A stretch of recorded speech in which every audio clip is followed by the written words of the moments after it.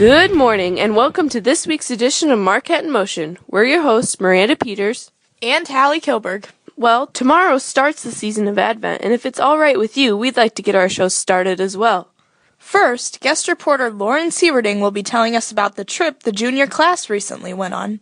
Then Justina Denlinger will be here discussing the reasoning behind the Generosity Tree, which is the Christmas tree up in the MEC lobby. Jeb and Garrett will be delivering your Marquette Sports Report. Molly and Maura will be interviewing senior Amanda Coos.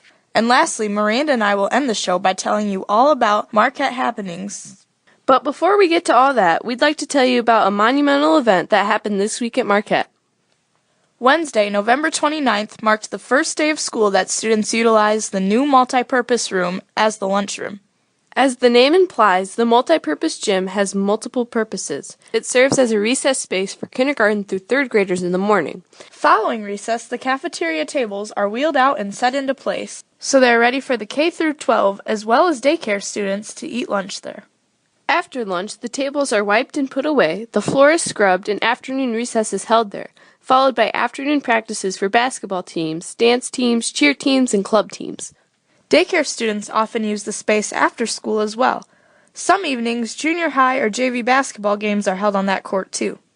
We won't soon forget eating lunch for the first time in our new lunchroom. The lunch that day consisted of breaded cheese sticks, marinara sauce, corn, lettuce, and pears.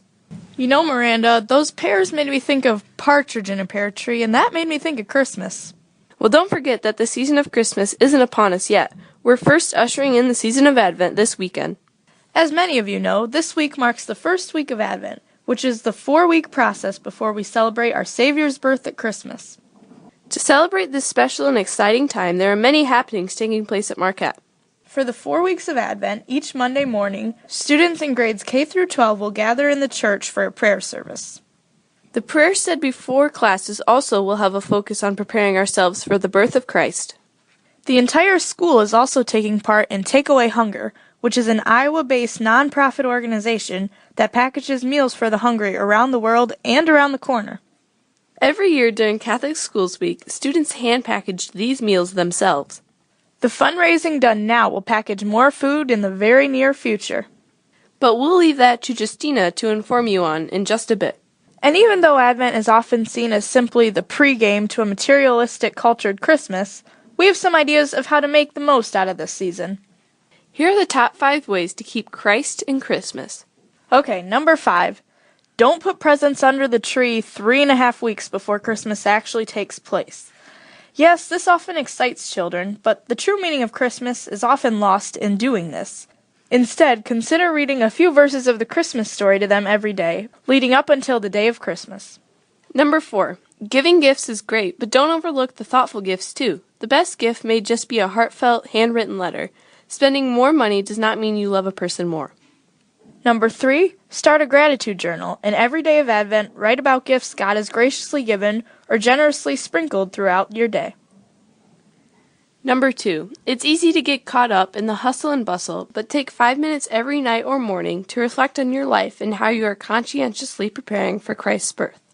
And lastly, number 1, is to make a decision to give back, not only this holiday season, but throughout the year. Be Christ to those who usually spend holidays alone. Help out the homeless who might not even get a meal on Christmas Day otherwise. It's not only important to do this at holidays, but all the time, so make plans to help out and stick to them. We hope you enjoyed this Advent season and grow closer to Christ. And now, we're growing closer to our next segment of the show. We'll be right back after the break. Welcome back to Marquette in Motion. Here now is Lauren Sieverding discussing the recent field trip that juniors went on. Buzz Creative, located in Jackson County on Centerville Road, is a company that collaborates with marketing teams to create, design, and manage brands.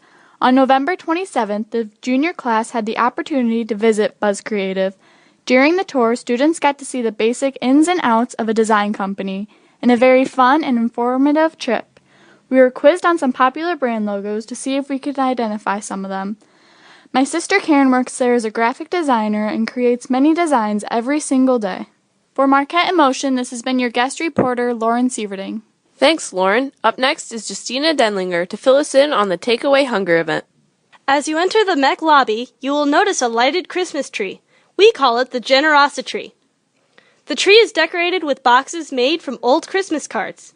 On each of these boxes is a tag with the name of a family or person who has generously contributed money toward Marquette's Take Away Hunger project.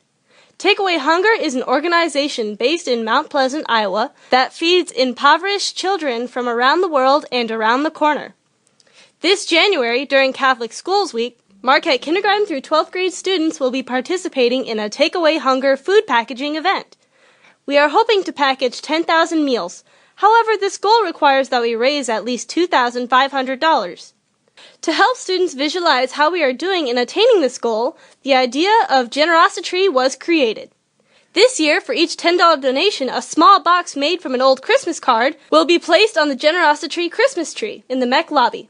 The goal is to decorate the tree with 250 boxes by mid-December, reaching our 2,500 goal. If you are interested in contributing to this worthy cause, please call the Marquette office at 872-3356. For Marquette in Motion, this has been Justina Denlinger. Thanks, Justina. Up next are Jeb and Garrett with the Marquette Sports Report. Thanks, Hallie.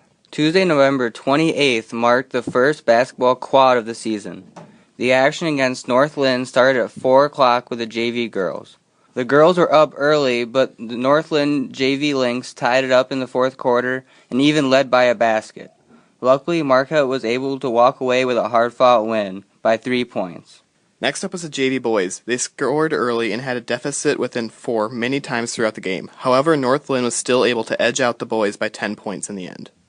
At 6, the varsity game started, with the girls taking on North Lynn, the number 1 ranked 2A team in the state.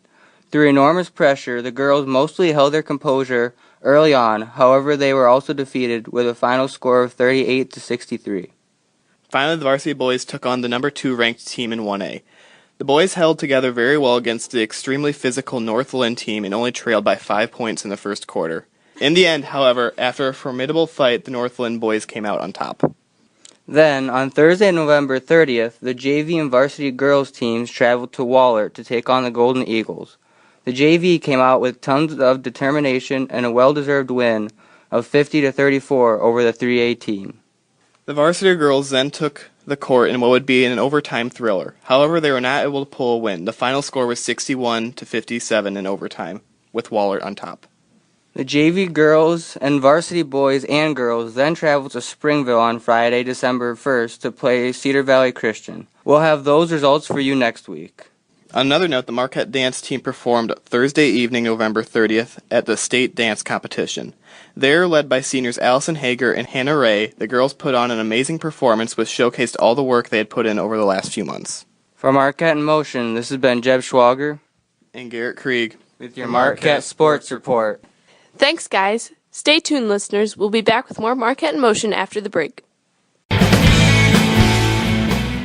Welcome back to Marquette in Motion. Here now are Molly and Maura interviewing senior Amanda Coos. Hi, I'm Maura Tracy. And I'm Molly Minster. Today we are here interviewing Marquette senior Amanda Coos. Amanda, how does it feel to be a senior?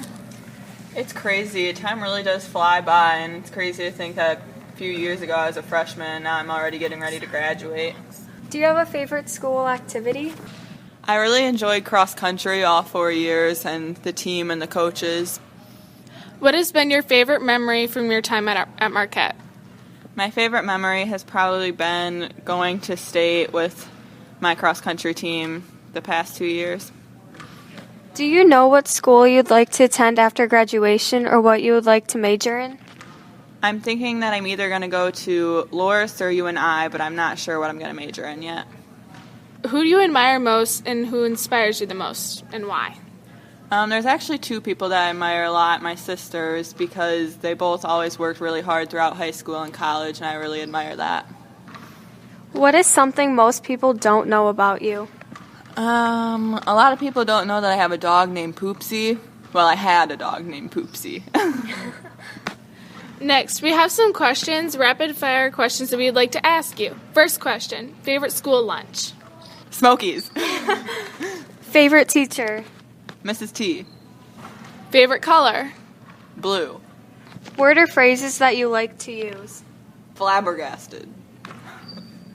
One word that best describes you? Crazy. Place you'd most like to visit. Hawaii. Favorite singer? Demi Lovato. How you like to spend your free time. Watching Netflix.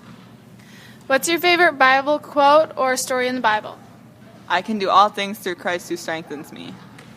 Well, thank you so much, Amanda, for joining us today. From Marquette in Motion, this has been Molly Minster. And Maura Tracy.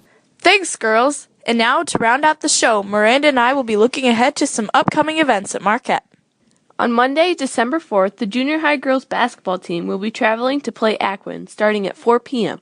The JV and varsity boys and girls will also be traveling Monday to play Durant, starting at 4 o'clock p.m. Also on the 4th, the junior class will be taking a short trip to Sedgwick. They will be leaving at 8:15 a.m.